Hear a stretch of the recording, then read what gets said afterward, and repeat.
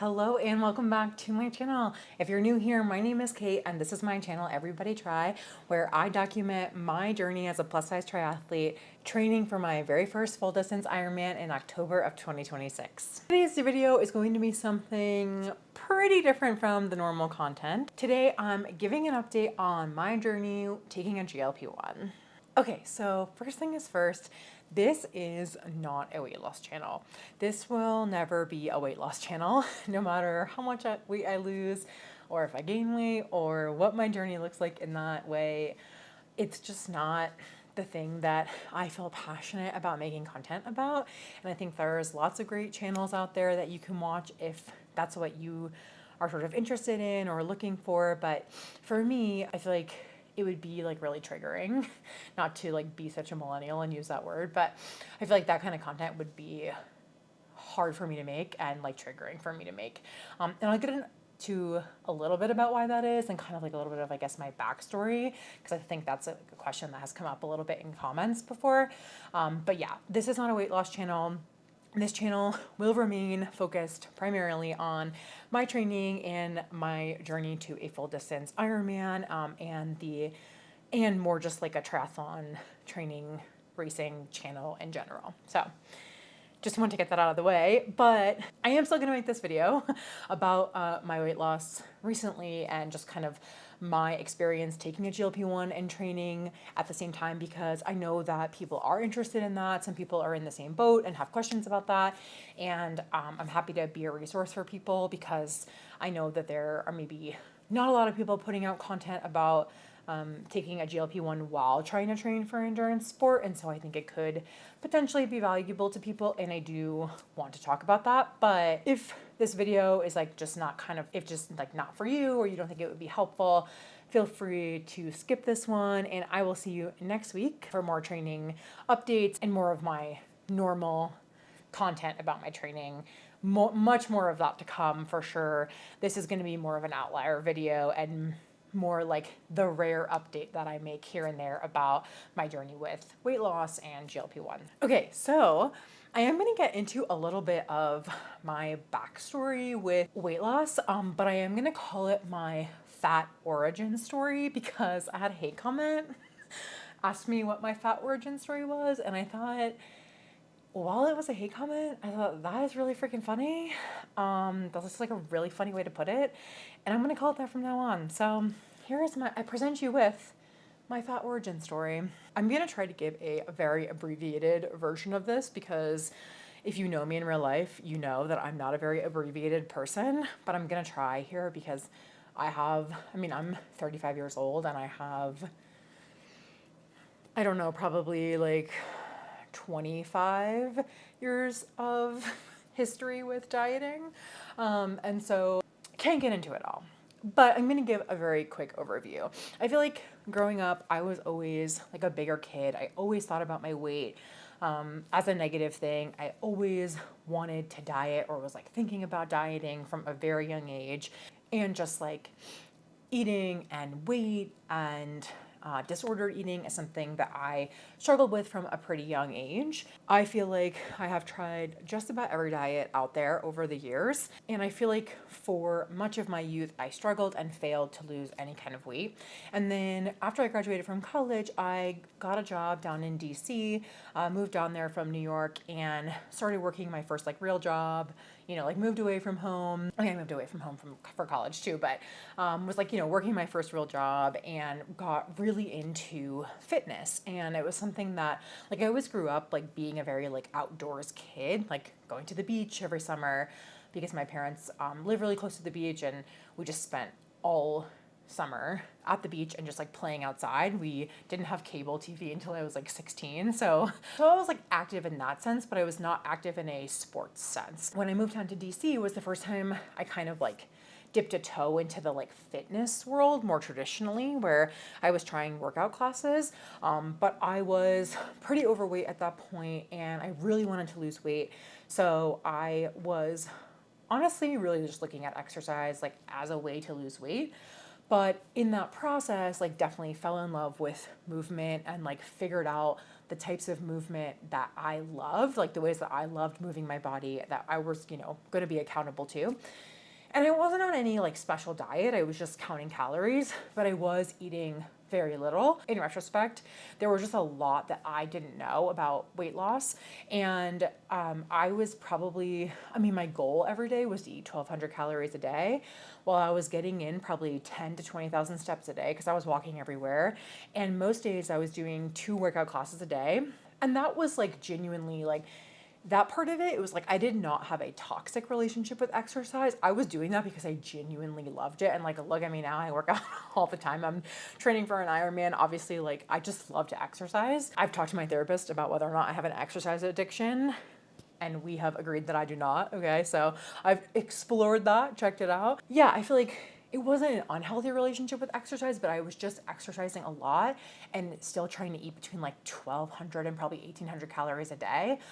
Which, like, looking back, I just realized, like, how much I didn't know about dieting and, like, fueling needs and things like that.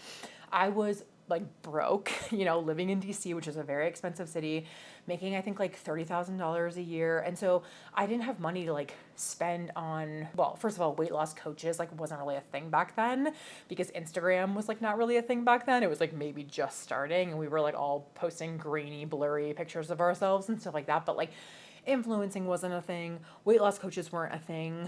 Like, I guess I could have gone to a nutritionist or something. But again, like, I didn't have money to like spend on anything like that. So I just wasn't getting any guidance really about how to diet and kind of some of the pitfalls of it. So I'm not a medical professional, by the way, and none of this in here is like medical advice or scientific, right? I'm a lawyer, not a medical professional, so I'd be much more qualified to argue my position and my own opinion on this than I would be to like actually tell you the facts or like what is real. But I personally feel like I just messed up my metabolism by underfueling and over exercising and just like not adequately fueling for the exercising I was doing, I guess. And I was being like extremely restrictive with my food. I mean, it worked. I lost a lot of weight.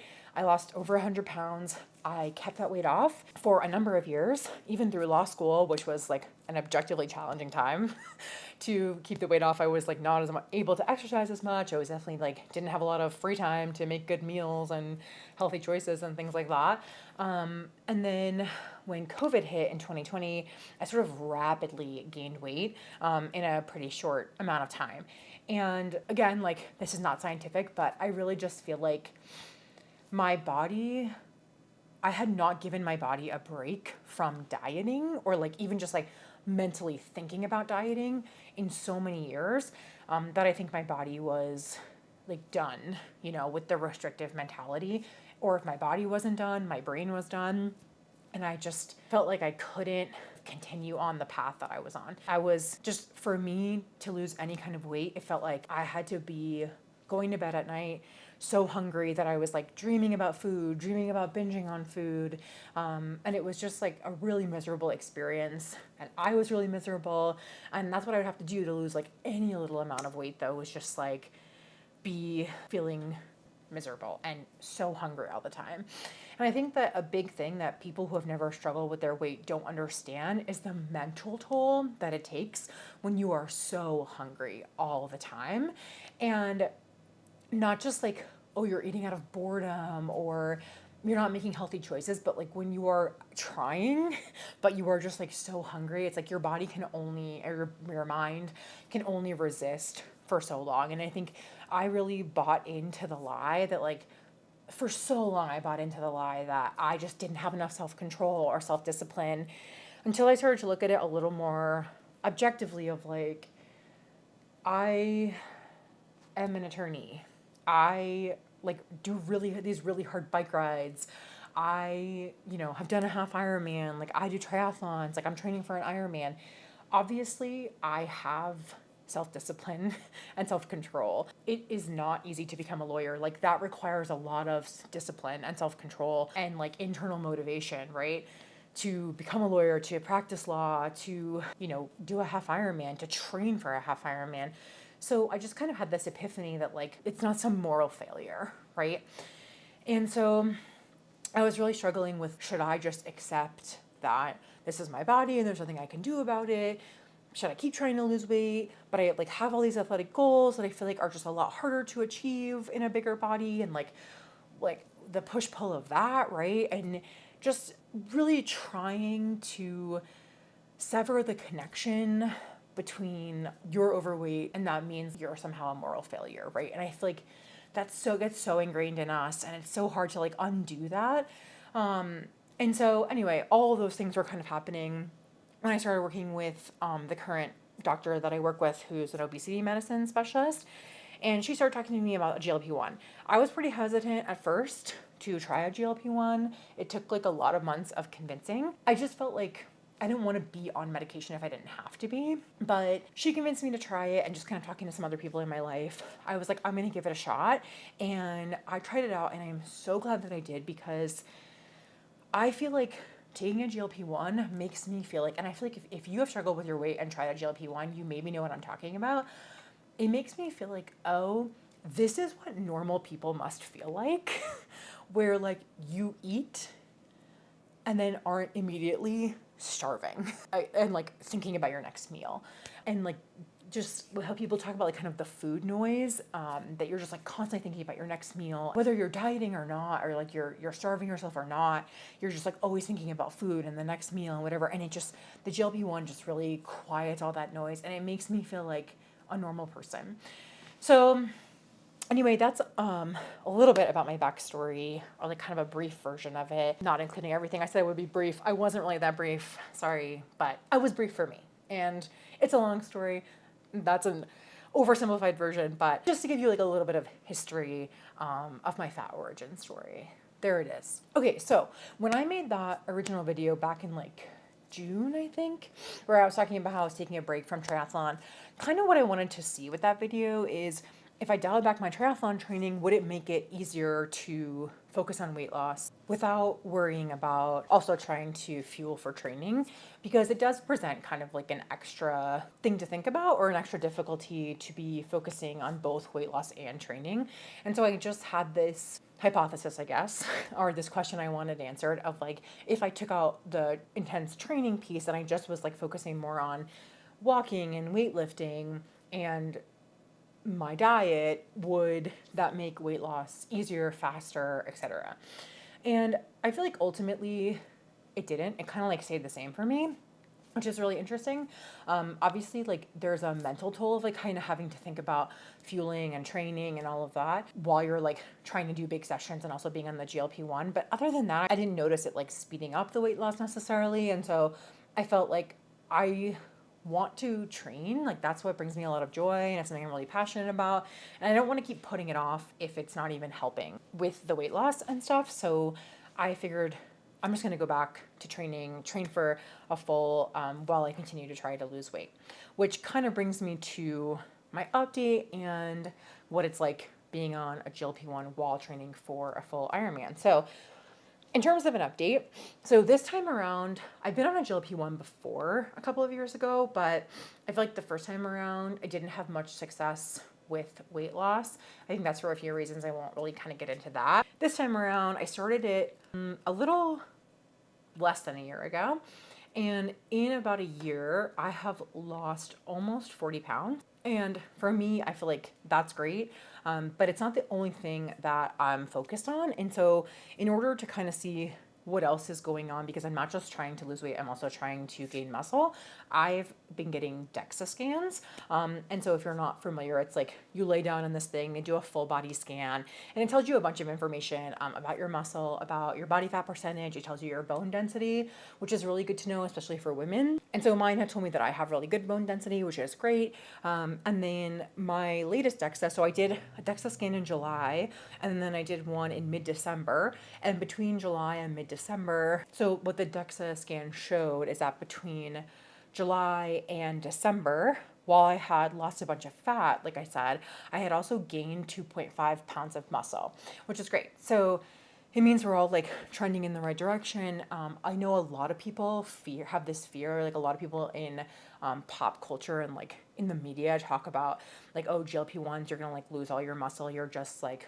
losing muscle. Like many things in the media, that's an oversimplified version of kind of what happens. For me, I have really prioritized strength training and also getting in enough protein. And I credit those two things with why I have not lost muscle and have in fact gained muscle while also losing fat. So that was really exciting to get those DEXA results. That scan was from about a month ago. So hopefully at this point, obviously, I have lost even more fat, and hopefully I have either kind of stayed the same at the muscle or gained muscle.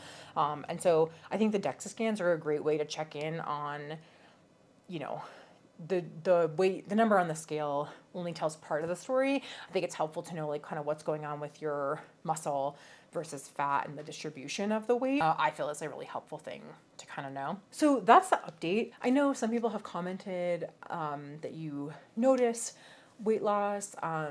Some people have commented that I look like I've gained weight, which is funny. Actually, one person has commented that. I think, here's the thing that I want to say is like, I want to be transparent. And that's why I'm making this video. I have lost weight. Like I said, I've lost about 40 pounds, but it's really hard for someone like watching a video to tell that. I'm never filming the video with the intention of capturing myself at a certain angle or like, I'm never trying to make myself look bigger or smaller than I am in real life, but I film on several different cameras and some of those cameras have like wider angle lenses than others, which is going to impact what I look like to you on the screen. Lighting, angles, all of that's going to impact what I look like to you on the screen. If you meet me in person, you may think I look smaller or bigger than what I look like on the screen, which is why I just wanted to make a video about it and be transparent. So if you have wondered this, yes, I have lost weight. That's how much. I'm continuing that journey. I don't know. I don't necessarily have like a goal number in mind. It's more like a feel. And again, just like kind of, I have some performance goals and those are more important to me than like numbers on the scale or anything like that. And so that's the update. In terms of training while being on a GLP-1, I honestly have had, for the most part, a good experience with this. I think a lot, like everyone reacts differently to being on a GLP-1. And so there's no like one size fits all, like, oh yeah, if you take a GLP-1, like this is how you're going to feel. Some people completely lose their appetite. I have not. I still get hungry and that's helpful because it does not feel good to eat when you're not hungry. Just like it doesn't feel good to feel hungry all the time, right? Like neither one feels good. So I have not lost all my appetite, which is helpful. But I think one thing for me that's really helpful is I track all my food. I eat like often, I'm a creature of habit. I often eat the same things every day. So if I am eating something that I know like it's the same exact thing and I know how everything is, I'm not like religiously tracking everything necessarily, but I use the Chronometer app. Someone showed me this app and I like it better than MyFitnessPal. And yeah, it shows me like protein, carbs, fat, and calories, total calories for the day. So I track my calories both to make sure I'm not eating too much or too little. I think when you're on a GLP-1 and you're training for an Ironman, you also have to make sure you're not eating too little. I would say in the last month or so, the last couple of weeks, I have been feeling a little bit bonky at times on sessions. Like I'll go out and just feel like a little bit like, and I think a lot of that is like being mindful about timing of meals and also just obviously fueling within the session if it's a longer session. So like I need to start bringing gels to my swims because the longer swims, I start to kind of lose energy a little bit towards the end and I'm fading and then I just like really want to get out of the pool. Just feel like I'm about to bonk or on my runs. And so something that's been really helpful for me, actually my doctor recommended this. So I like those yogurt drinks. I think it's Oikos. I never know how to say that. They make these protein yogurt drinks that I really like. And she was saying that that's actually a really good drink to have before a workout because it has like the right protein, fat, carb ratio. That's good for workout and just like fueling. If I'm like, oh, I'm not quite hungry, I don't really want like a protein bar or something sometimes, but I'm about to go like do a run. Sometimes I'll have one of those like 15 minutes before I'm going out for my run. I feel like that's really helpful. Also, a friend told me once that she heard from a registered dietitian once that apple is really good to have right before like a long run or a session because it tops off your glycogen stores. So like, yeah, I try to keep things on hand like that, like have an apple or a banana or something before heading out on a session. Something that's like smaller and more manageable. I've heard a lot of people say like eating more frequent smaller meals can be helpful on a GLP-1. That that I feel like hasn't been as much of an issue for me. Like I definitely eat less for meals, but I don't feel like I need to eat like smaller, more frequent meals. But I definitely feel like making sure that I'm fueling before sessions is really important, because sometimes like I'll just forget. And because I don't have the same hunger cues, I will go out for a run and I'll be walking out to start the run and I'll be like, wait a minute, it's 4 o'clock and I haven't eaten anything since noon. I'm going to bonk on this session, right? So I do think it's just sort of like having to keep it more front of mind, to make sure that I'm like, I can have a snack before that, even if I'm not feeling super hungry, just like having a snack before I head out will help kind of save the workout. So that's been my experience so far. Like I said, it continues. Again, I definitely prioritize getting in enough protein. I'm not doing low carb. I still prioritize getting enough carbs in. If you do have questions about this, please feel free to leave a comment below. I'll try to answer any in the comments, and then I'm sure like I'll eventually make another update video about this down the road. So anything that you would want me to talk about in a future video, I'd be happy to do that. And just, yeah, like, please realize that this is a hard thing for me to talk about. It definitely is not as fun for me to talk about, but I also feel like if it's helpful for anyone, I want to put it out there. So that's my motivation for making this video. Yeah, that's all for this week, and I will see you in the next one for more training and kind of back to our regularly scheduled programming. So in the meantime, have a great week, happy training, and I'll see you in the next one.